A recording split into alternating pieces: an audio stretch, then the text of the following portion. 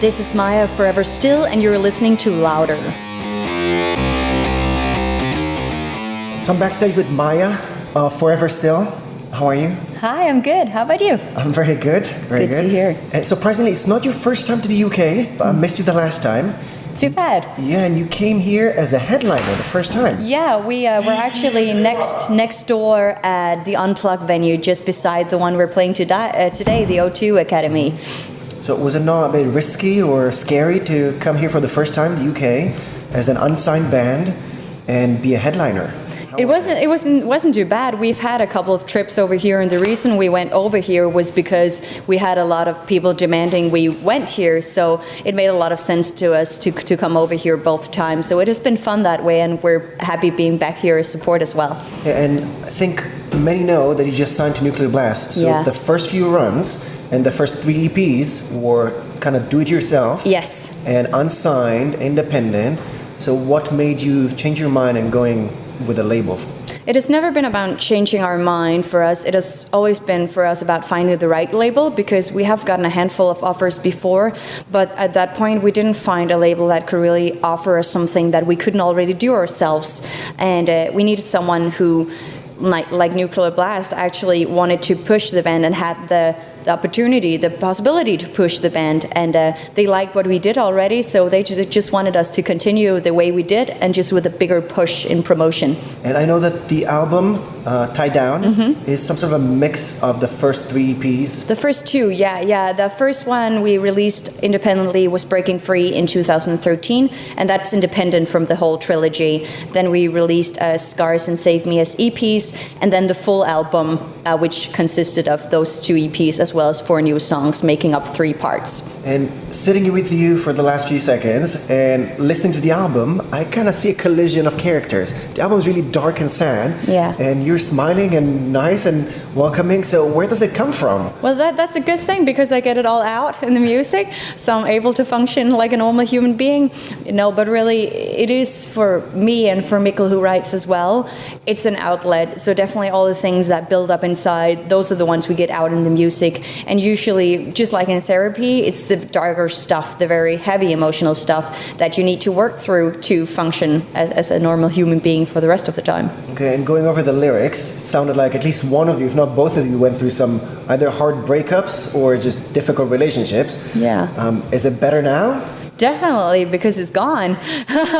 Yeah, but definitely. The album has been very focused on, like you say, bad relationships and a lot of anxiety and depression and just a lot of things weighing you down. And I have definitely worked through a lot of those things, but you still have the experiences and the memories, so I'm probably going to continue to be able to write from that experience. So should I expect a darker second follow-up, or is it going to be happier? I think, once again, the things we need to work through are going to be the more powerful emotions, and usually that's the darker ones, at least. You know, if you're really, really happy, Tied Down has Awake the Fire as well, which is like a very upbeat, energetic, breaking free kind of song, but it also has a twist to it being in that trilogy, where it just, for us, it was like portraying a roller coaster ride of emotion when you go from worse to better, that you have your ups and downs, because it's never just this linear progress getting better, and that's what we wanted to show with adding some of those songs as well. It's some strong emotions that are just different. The next album we slowly started writing a few songs. We have one in the set. It's a lot more angry. So I think it's going from, I feel like that's natural development, going from the sadness and towards being angry about it instead, because that's an active emotion where you actually do something about it. I gotta point out another weird collision that I found. The band is called Forever Still, and I heard that you cannot sit still. You gotta do something all the time. Yeah. So where does the name come from if it's so different than you? Well, for us, like you probably know already, the music is very emotional. It stems from a lot of emotional things, and that's where we write from and love writing from. And for us, Forever Still was that feeling of standing like still, emotionally still, like being in a very dark place where you see everybody else moving past you and you just feel stuck. But it's also the feeling, the positive side of it, moving past it, and Forever Still being that feeling of inner peacefulness and inner stillness. So longing to be forever still. Well, I mean, I just like that it has a positive twist to it, so it can both be that stillness of feeling stuck, but also the stillness of moving past it and just being at peace with yourself and where you're at when you've worked through some things. So with a lot of bands having a self-titled album, so should fans expect you to be at Serenity once there's a self-titled album? I don't know if we'll do a self-titled album. I've never really understood it because it's always confusing, I think, when you talk about that album, about that band. No, that band album, and you just say the band name a couple of times. I think it's confusing, and I like album titles just to be able to explain to people what is this going to be about, what can you expect. I found another interesting thing about you. You do a lot of Skype interviews. Yeah. Is that like a new thing? No, we've been doing that from the get-go, and sometimes it has just been easier for people to schedule it like that, and I'm happy to do it as well because it's kind of quick for me, just radio interviews in general, and sometimes people would just do the Skype interviews and then transcribe them, and other times it'll be with video, so I mean, we just do whatever people feel like doing. Okay, so it's not part of another thing you've mentioned, that sometimes you just need to be by yourself and just get away from everyone. So it's not something that protects you. No, not like that at all. It has been mainly because we've been in Denmark and people have been around the world, and this tour has given a lot of opportunities to actually meet up with people. I think that's great because it's the best conversation when you sit in front of people. The other thing has been out of necessity. We've been in Denmark and you don't really travel out of the country to meet and do an interview, so Skype is just the best option for everyone.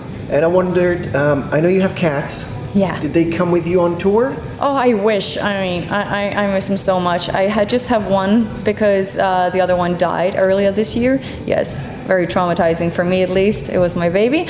But I mean, I talked about cats earlier today because I needed to cuddle some pets because I really love it. So I miss her so much. But no, she's not on tour. Well, have you seen any fans wearing onesies as a cat?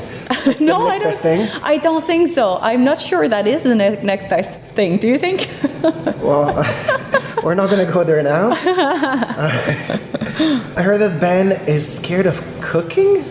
Is it? Just hate it because it just takes up so much time that we don't have, and it's just boring, and you know, we just want to spend time doing a lot of other things. So for me, it's just if I can put anything in the oven or anything on the stove, I love it because then I can do something in the meantime. So it's just like it's a waste of time, like cleaning and cooking and too. So how do you guys get along with Lacuna Coil? That's all about cooking and eating. I mean, when you're on tour, most of the food is just buy out. You go out and buy some food, or the venue itself makes food for you. So I mean, that fits us perfectly as well. As you said before, you're finding it really difficult to sit still. Mm-hmm. But when you're touring, you have so much free time to just do nothing. So how do you manage that? You'd think that, but you definitely don't. Not if you drive yourself, and we drive ourselves around. So we actually have a really rough schedule and no time to spare.